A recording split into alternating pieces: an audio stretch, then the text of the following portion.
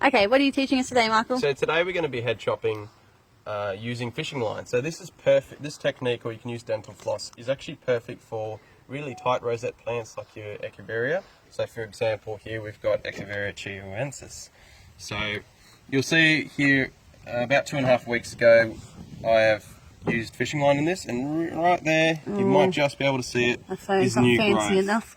So this is perfect technique of head chopping to create multiple plants from your one plant. So we're going to use fishing line.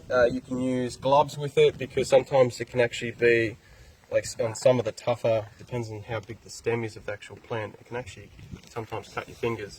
So I'm going to use... What have you done with these pegs here? So I've just wrapped the fishing line around the pegs, and I'm going to actually use this to pull on the fishing line so I don't have to use the gloves. So all we're going to do is just wrap around as close as you can to, we'll try and keep it as fairly even as you can, around the rosette. And we're just going to cross that fishing line over like that. And then we'll just try and, can take a bit of time to do this. So then we're just going to give it a bit of a wiggle or loosen it off so that we can get it right in there. Tighten it up.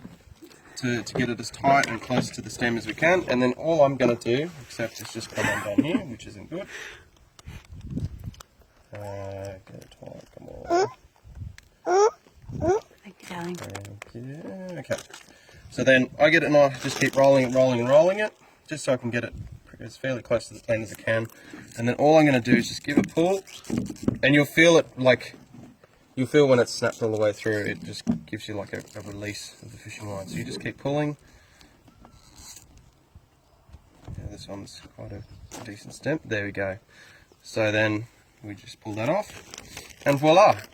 So I've got a friend of mine who does a lot of head chopping with using fishing line, and she swears by using cinnamon. So cinnamon is actually... Shout out to Nikki. Yeah, shout out to Nikki.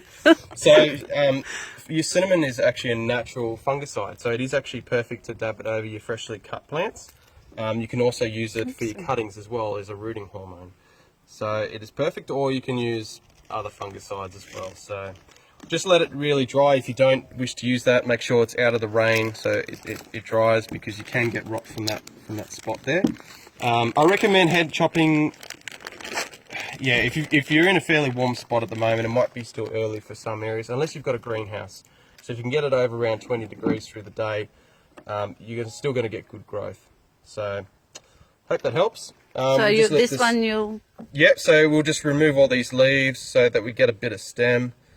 Then we'll just let this callus over for a few days, air dry, and then we'll just plant it in, put it in a mix.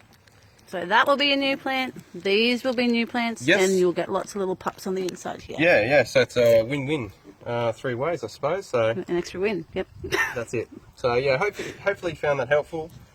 Give that a go, especially if you're in having some warm weather at the moment, or you've got a greenhouse. Perfect. Give that a go, and yeah, hopefully you get lots and lots of pups.